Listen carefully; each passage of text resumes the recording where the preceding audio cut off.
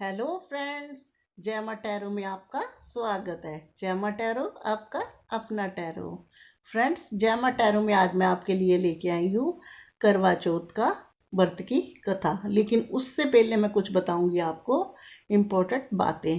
देखिए, व्रत रखती हैं सभी स्त्रियां अपने पति अपने पार्टनर की लंबी आयु के लिए, लेकिन कुछ ये धर्म के अनुसार चीज़ें होती हैं और इनमें हमें धर्म के अनुसार ही चलना चाहिए। सबसे पहले मैं बताती हूँ, जब भी हम ये व्रत रखते हैं, चूड़ी बिंदी के जो भी पैसे होते हैं सास की तरफ से मिलते हैं। जब भी आपको वो आपकी सास या आपके बड़े बुजुर्ग आपको कोई भी पैसे दें, उन पैसों को आपने झोली में यानी कि चुनरी या दुपट्टा फैला के लेने हैं और उनके पाँव को हाथ लगाना है। उसके बाद इस व्रत की सोचनी है, उन पैसों से शॉपिंग करें। आपको पता है ये त्यौहार जो होता है स्त्रियों का सबसे इम्पोर्टेंट और महत्वपूर्ण त्यौहार होता है और बड़ी खुशी से मनाती हैं और नवरात्रों में ही शॉपिंग शुरू कर देती हैं ताकि किसी चीज़ की कमी ना रहे।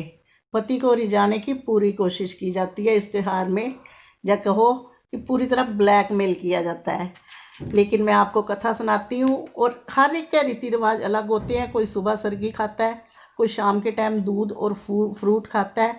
इस चीज़ को मैं आपको कथा के बारे में जानकारी दूंगी। पुराने काल में एक करवा नाम की स्त्री महान पवित्रता थी, जो अपने पति के साथ नदी के किनारे एक गांव में रहती थी।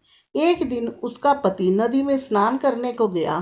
देवयोग में स्नान करते समय वहां एक मगर ने उसका पैर पकड़ लिया। तब वह मनुष्य करवा करवा कहकर अपने पति को चिल्ला चिल्लाकर पुकारने लगा। अपने पति की आवाज सुनकर पवित्रता स्त्री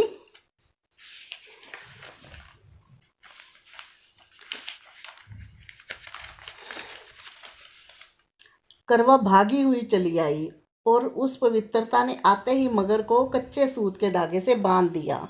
मगर को बांधकर वह अपने पतिव्रत धर्म के बल से यमलोक के पहुंचकर यमराज से बोली, हे भगवान, मेरे पति को मगर ने पकड़ लिया है।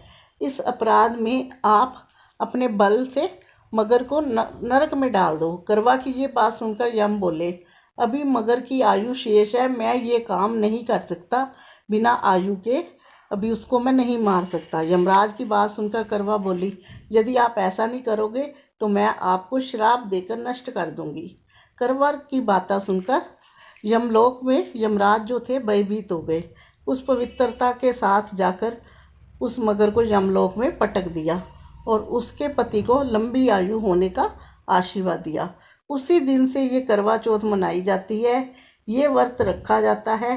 हे करवा माता, जैसे तुमने अपने पति की रक्षा करी, ऐसे ही सबके पतियों की रक्षा करना। जय माता दी।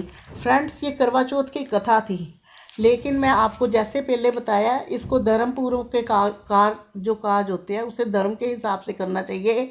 जब भी आप ससुराल में कोई भी आपको चूड़ी बिंदी के लिए पैसे दें, अपने पल्ले में लेके उनके पाँव को हाथ लगाए और जब बायना निकाल के दें तब भी नाराज़गी हो, दुखी हो, लेकिन खुशी पूर्वक अपने सास को बायना निकाल के पाँव में हाथ जरूर लगाएं। और ये जो रिवाज होता है, ये त्यौहार होता है, औरतों का बहुत स्पेशल होता है। इसमें कोई कमी नहीं रहनी चाहिए। जैसे ससुराल में किया जाता है वैसे करें। अगर कोई शादीशुदा नहीं है तो वो तारे को जल दे के शाम के टाइम उसके बाद भोजन ग्रहण करे, क्योंकि चंद्रमा का ग्रहण शादी के बाद ही चंद्रमा को अर्घ दिया जाता है। ये थी आज करवा माता की यानी कि करवा चौथ की कथा। आपको ज़रूर पसंद आई होंगी। मैंने कुछ इंपॉर्टेंट बातें भी बताई है, उसका भी ध्यान रखना।